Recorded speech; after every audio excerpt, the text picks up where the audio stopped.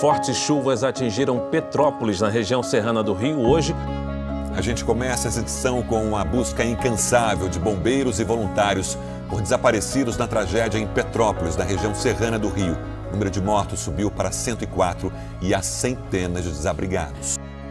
Em Petrópolis, na região serrana do Rio de Janeiro, os bombeiros passaram um dia no local onde uma casa desabou.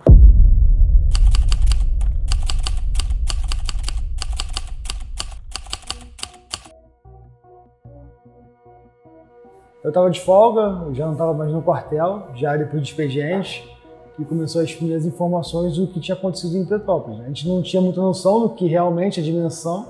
Eu já tinha passado por dois eventos, um no Bumba e outro lá em Petrópolis. Então eu já tinha mais ou menos noção do quão era grande, mas quando envolve vítimas, mesmo você tendo passado, é sempre complexo estar lá no local. Eu estava em casa de folga, aí fiquei sabendo pela imprensa. Como eu estava de serviço no outro dia, então assim, eu não me preocupei no acionamento, que a unidade acionou praticamente todos os bombeiros de folga para o episódio. Eu sou voluntário e sabia também porque uma das minhas especialidades na corporação é um curso de salvamento de desastre que eu fiz em 2014, então já eles procuram priorizar quem tem esse curso, essa especialidade. Aí começou os acionamentos, vi o nosso comandante, meu comandante acionou o GRD, que é o grupo de resposta a esse tipo de ocorrência, e eu estava de serviço no dia. A primeira equipe chegou lá ainda de madrugada, a chuva aconteceu na parte da tarde para a parte da noite, então ainda estava muito recente o que tinha acontecido. E a minha guarnição saiu daqui do quartel por volta de umas 5 horas da manhã. Aí saímos em comboio, quase todos os quartéis da capital. Saímos em comboio e a gente chegou por volta de 7h30 da manhã na sede de Petrópolis. A chegada lá, realmente, para mim, né, para eu que conheço bem Petrópolis, eu fiquei bem triste, bem sensibilizado com a situação. O estrago foi enorme. O cenário era completamente diferente, era só lama, tinha muita lama pela cidade, ainda tinha muita árvore caída, tinha muito móveis pela rua, muito carro revirado. É uma cena de guerra mesmo, que a gente encontrou lá. Acho que todo evento tem impacto, apesar de a gente ter vivido outras situações, Morro do Bumba, Morro dos Prazeres e outros eventos aí antes desse. A gente, qualquer lugar, toda hora que a gente chega num evento desse, é claro que tem um impacto, mas a gente também tem que deixar o emocional de lado para poder fazer um bom trabalho. O trabalho era de 24 horas, né? E a gente chega lá, vamos dizer assim, umas 7 horas da manhã, mais ou menos. Aí rende a equipe mais ou menos umas 8 horas. E aí só no outro dia que a gente vai parar para poder ser rendido. Lá é muito grande, eram vários pontos assim, né? E mesmo com uma equipe grande, nunca é demais ter mais bombeiro ali trabalhando, né? Tem um momento quando começa a chover, dependendo da área de risco, tem que desmobilizar para poder não gerar mais vítimas com a própria equipe mesmo, né? A gente desmobiliza tudo e aguarda o tempo firmar para poder retornar. Ao chegarmos no local, foi designado que a minha equipe fosse para um determinado ponto de Petrópolis e ali informaram que tinha uma família soterrada nesse local. Primeiro passaram a equipe dos cães, e aí ali, ao passar a equipe dos cães, o cão identificou que tinha uma possível vítima naquele ponto ali, e a gente iria começar os trabalhos. Depois, logo em seguida, a nossa equipe começou a trabalhar nesse ponto, e depois de algumas horas, conseguimos recuperar um corpo. Era um homem adulto já, né? É muito triste, né, quando a gente identifica, né, que já não está mais em vida, né, mas tem um momento assim de, vamos dizer assim, não é alegria, né, mas é de poder entregar para a família, aquela vítima que já estava a família aflita, aguardando para dar um ponto final daquela angústia que a família já tinha. A parte mais assim impactante foi ver aquela família aflita ali, né, querendo recuperar, encontrasse o corpo, né? Ainda Alguns familiares ainda tinham aquela expectativa de encontrar ainda com vida, mesmo tendo passado já mais de um dia que já tinha. E aí quando a gente consegue recuperar, tu vê aquele momento de a família chorando, é triste demais, é marcante, né? Comovente demais, complicado. Nós chegamos ao local e havia a cooperação de unidades de Corpo Bombeiro do Brasil todo, né, praticamente. Né? E a gente ficou responsável por auxiliar os bombeiros de Santa Catarina, porque eles estavam com cães naquele determinado momento e nós estávamos sem cães. Né? Nossos cães estavam para outra situação. Nós ficamos orientando, haja visto que nós somos do Rio de Janeiro e eles não conheciam bem a área. Então a gente ficou auxiliando esses bombeiros já de Santa Catarina, né, nesse primeiro momento. A gente deparou com uma situação de uma pessoa que estava fora do município, né, tomou conhecimento também pela imprensa e chegou na nossa base de comando pedindo ajuda, porque ele não estava conseguindo contato com o seu parente, né? E rapidamente o setor de comando designou a equipe para fazer uma varredura no local, mas felizmente nada foi encontrado e esse parente foi encontrado em outra cidade vizinha, lá em Petrópolis. Voltou a chover numa madrugada que nós estávamos e rapidamente nós tivemos que evacuar o local, desativando máquinas, né? E até também fazendo a proteção da população, porque ali é uma área de risco e nem todo mundo, né, tem a consciência que o pior ainda pode acontecer. Por mais que o poder público fale que não é para a população voltar, ficar, sempre tem alguém que volta. Sempre tem alguém que insiste em ficar.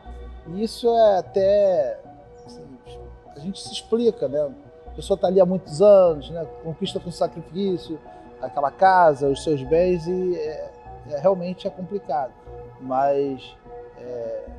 infelizmente, alguns voltam para ficar na casa, para reaver seus pertences. Nós, bombeiros, somos preparados para agir nessa situação. Né? Tem sempre algum bombeiro na guarnição que vai tratar dessa questão do parente que está ali consolado. Né? Tem sempre alguém, né? A corporação também dispõe de serviço social para isso. E, além disso, dentro das guarnições, tem bombeiros que são designados para isso. Cada um tem uma designação dentro da sua área de atuação. Então, nem todo bombeiro vai lidar ali com o parente. Tem sempre alguém que vai dar essa cobertura, esse auxílio. Fomos com a guarnição aqui de Campinho, que foram designadas várias viaturas de alguns quartéis, né? E fomos, se não me engano, 5 bombeiros da guarnição, mas teve um ponto de encontro, se não me engano, em Caxias, e a gente saiu em comboio, acredito que umas 15 viaturas, eu não lembro, mais ou menos 15 viaturas, pegando de vários quartéis para poder fazer a rendição de quem estava lá. No início do evento, tem a contenção dos bombeiros tudo, mas é evento de grande porte, tem a polícia militar para apoiar, ou a guarda municipal.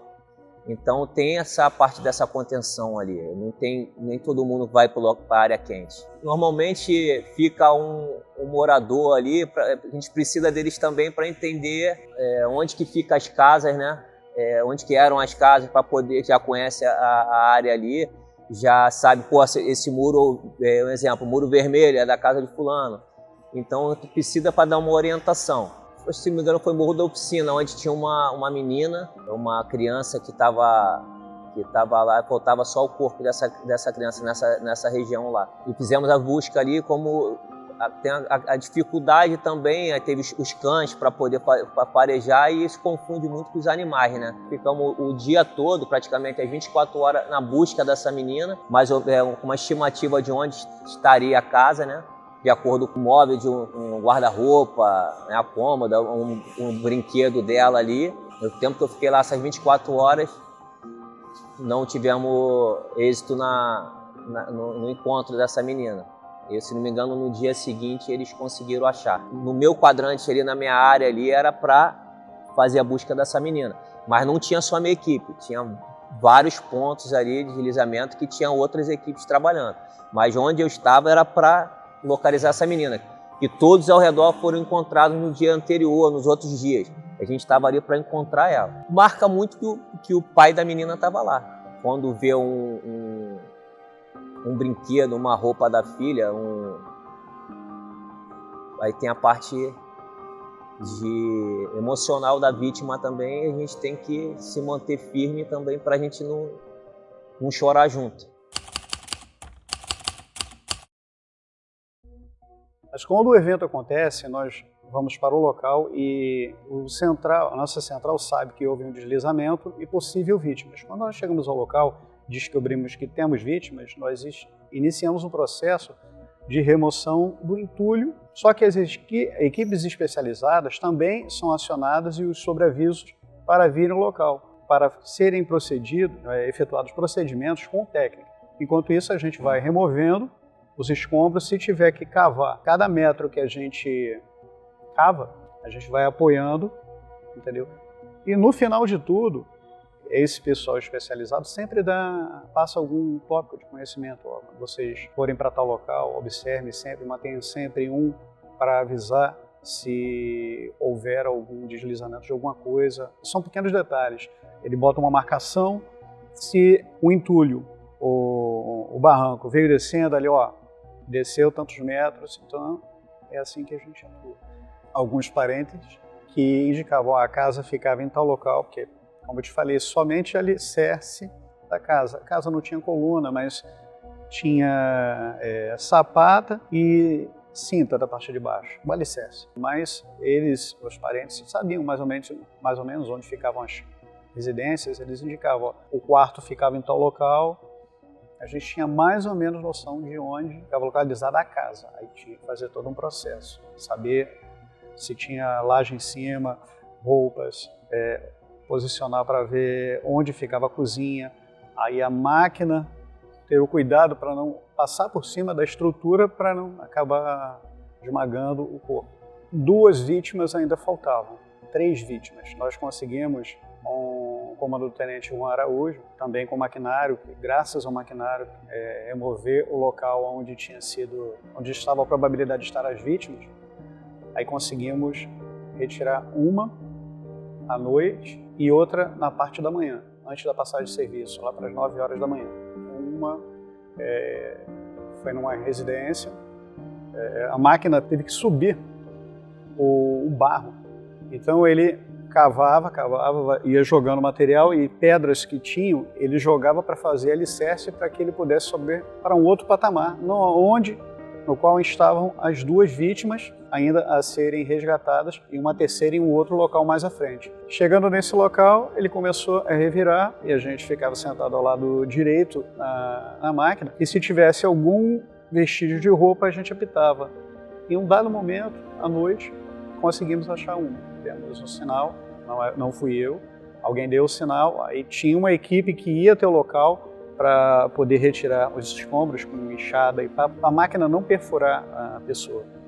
Mas mesmo assim, devido a descida de pedras e galhos, a vítima estava em estado já inicial de decomposição. Conseguimos resgatar uma, botamos dentro do saco para evitar a exposição da vítima. E de manhã teve a rendição do trabalho, nós começamos a fazer os procedimentos próximo às árvores, ele quebrando um arbusto. Aí fizemos o reviramento do local, aí achamos, não acionamos primeiro o pessoal lá embaixo, aí pegamos a vítima, colocamos dentro do saco e descemos. O sentimento de dever cumprido. Quando a gente regressou, ainda ficamos sabendo que poderíamos ir para o local, porque ainda faltava mais um corpo. Mais ou menos umas 3 horas da tarde foi mandado o comunicado, as missões, os serviços aqui foram concluídos, porque conseguimos achar o outro corpo que estava faltando. Se não tivesse o apoio da população referente a maquinário,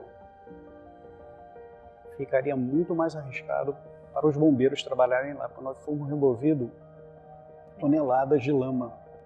A gente não consegue no momento expressar a gratidão, mas quando você percebe que os serviços foram feitos graças à união de várias pessoas, entendeu? Você não vai conseguir demonstrar no momento, você tem que estar focado ali. Mas o sentimento de gratidão, depois que consegue retirar a vítima, é muito bom.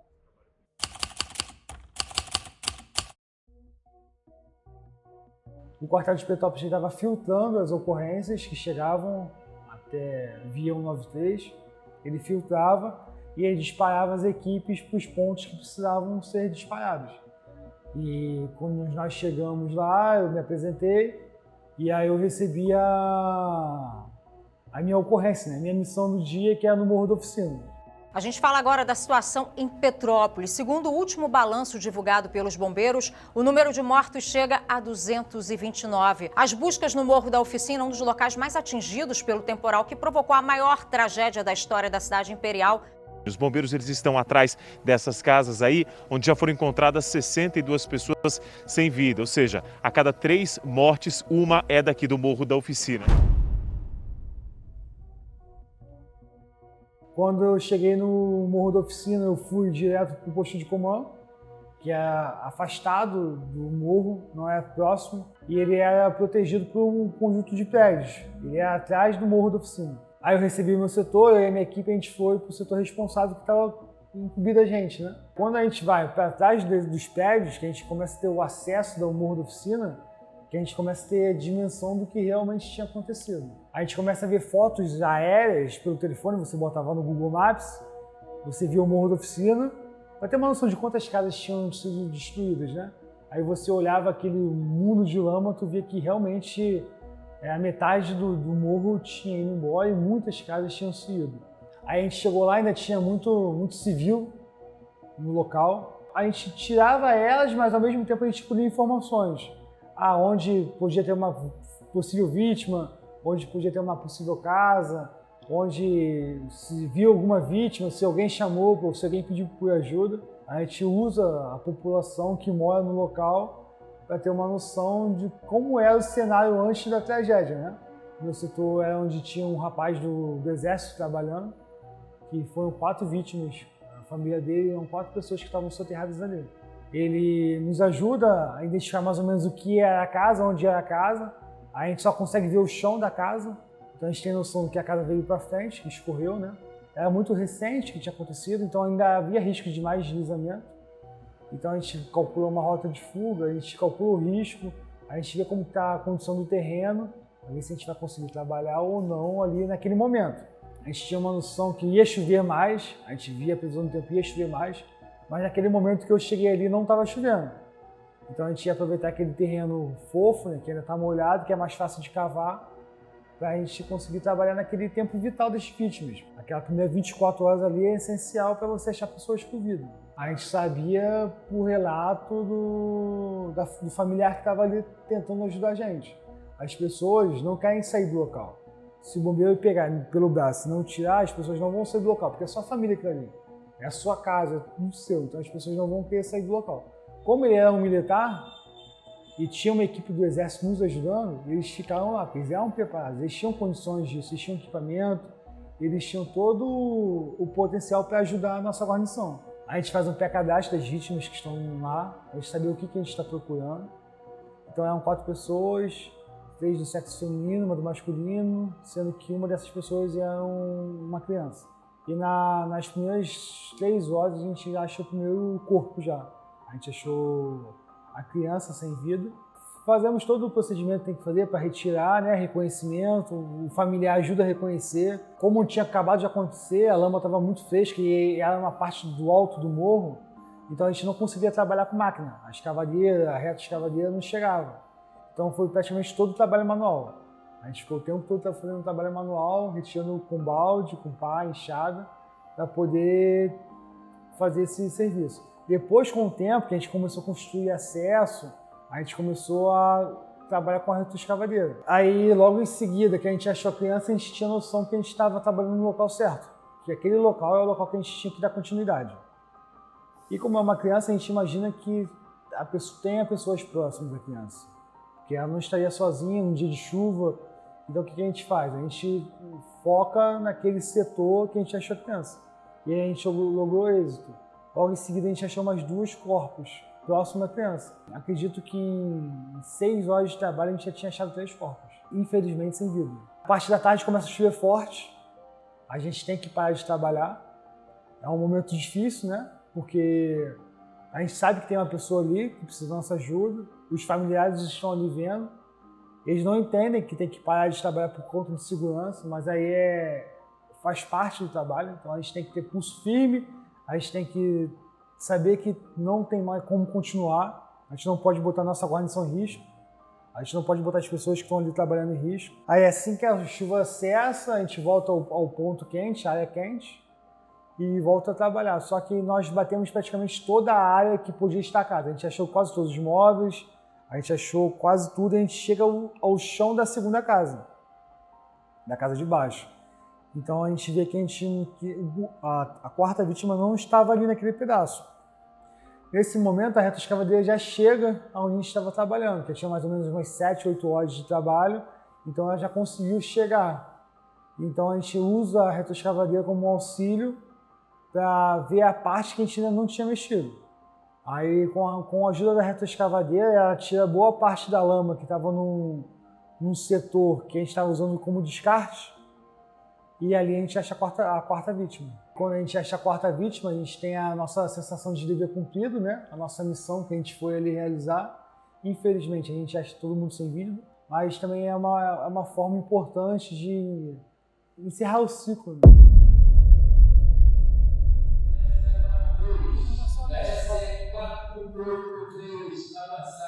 Vou lá. Tem que ir lá. Tem que correr. Tem. Aí.